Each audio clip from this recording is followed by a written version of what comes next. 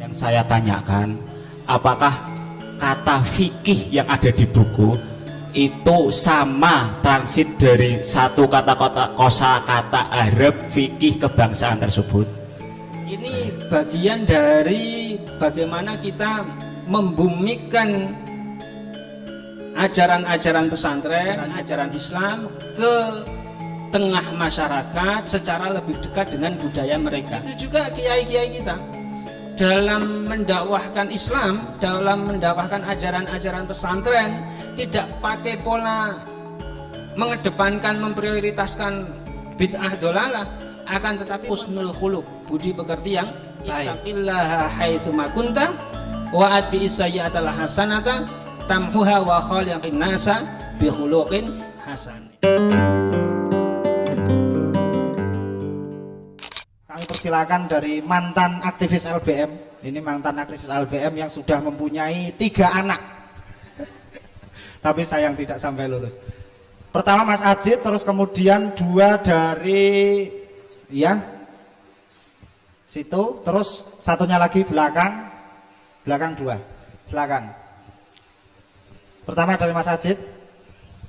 Bismillahirrahmanirrahim. Assalamualaikum warahmatullahi wabarakatuh. Pertanyaan ditunjukkan kepada siapa?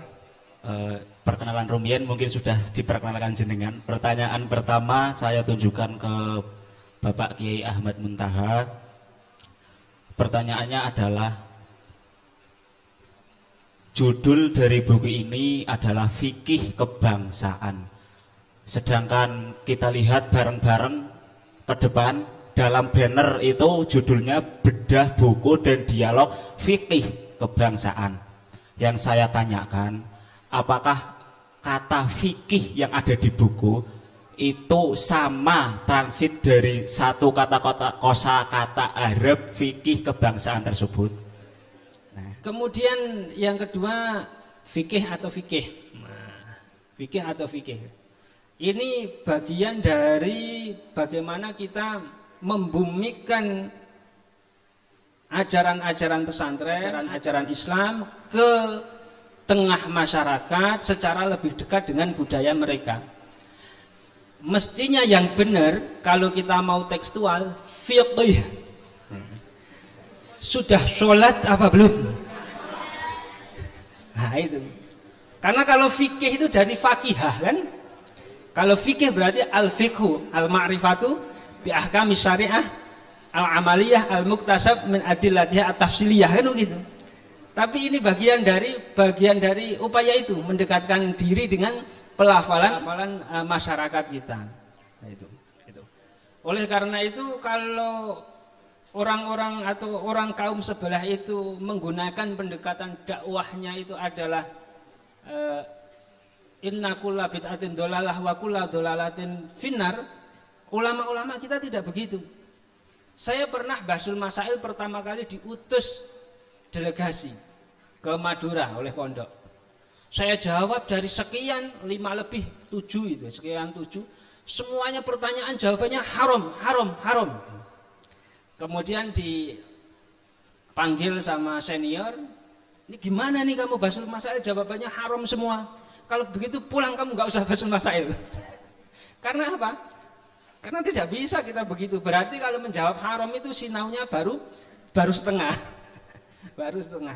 Nah ini dicari pendekatan-pendekatan. Begitu juga kiai-kiai kita dalam mendakwahkan Islam, dalam mendakwahkan ajaran-ajaran pesantren, tidak pakai pola mengedepankan, memprioritaskan bid'ah dolalah, akan tetapi mendekatkan husnul khuluq, budi pekerti yang baik. Sebagaimana hadis baginda Kanjeng Nabi Agung Muhammad sallallahu alaihi wasallam, ittaqillaha haitsu ma kunta wa atbi sayyi'atal hasanata tamhuha wa khaliqin nasa bi khuluqin hasanin. Pertanyaannya adalah khuluqin hasanin yang dimaksud Kanjeng Nabi itu apa? Maka kita tidak bisa langsung menerka-nerka sendiri, nggak bisa. Kita perlu ilmunya ulama, fas'alu ahla dzikri in kuntum la ta'lamun. Ada yang mengatakan husnul khuluq itu ihtimalul adza. Ketika disakiti orang lain tidak mudah membalas. Wah, berat ini, disakiti sama orang lain, dibully sama orang lain tidak membalas. Ada yang mengatakan al-afwu, kalau disakiti tidak hanya tidak membalas tapi justru memaafkan. Ada yang menyatakan as-sakha.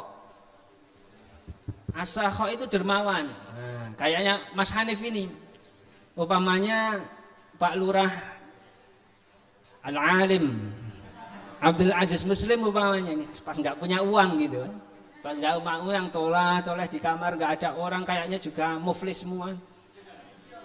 Akhirnya cari ketemu Mas Hanif ini.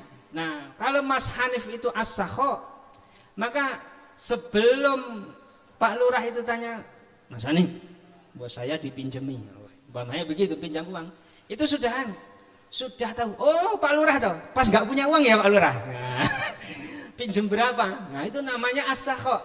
Ketika melihat situasi kondisi orang belum diminta, sudah ngasih, sudah memberikan pinjaman. Tapi berbeda sekali apa yang disampaikan oleh Sayyidina Ali karamallahu wajhah. Karamallahu wajhah. Beliau menyatakan ketika su'ila an husnil khuluq fi hadzal hadis, beliau menyatakan muwafaqatun nas fi kulli syai'in ma'adal ma'asi. Bisa dilihat dalam Syarah Sulam Taufik, Mirqatus Su'atis Tasdik, bisa dilihat dalam Tanbihul Mukhtarin. Beliau menyatakan bahwa yang namanya husnul khuluq dalam hadis ini adalah muwafaqatun nas, melakukan adaptasi, penyesuaian terhadap masyarakat, situasi di masyarakat, catatannya ma'adal ma'asi, selama itu bukan maksiat.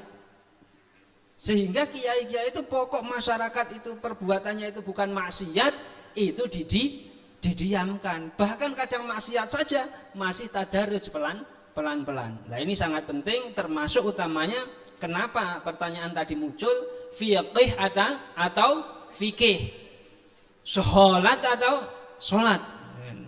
Kamu sudah sholat asar? Belum, tadi zuhur juga belum. Nah, ini kan takaluf ini, repot. Satu itu. Kemudian dari sisi bahasa, penulisan bahasa itu tidak ada yang baku. Transliterasi dalam bahasa, dari bahasa Arab ke bahasa Indonesia ini tidak ada yang baku. Setiap penerbit punya aturan sendiri, setiap kampus punya aturan sendiri, tergantung dia afiliasi atau rujukannya kemana.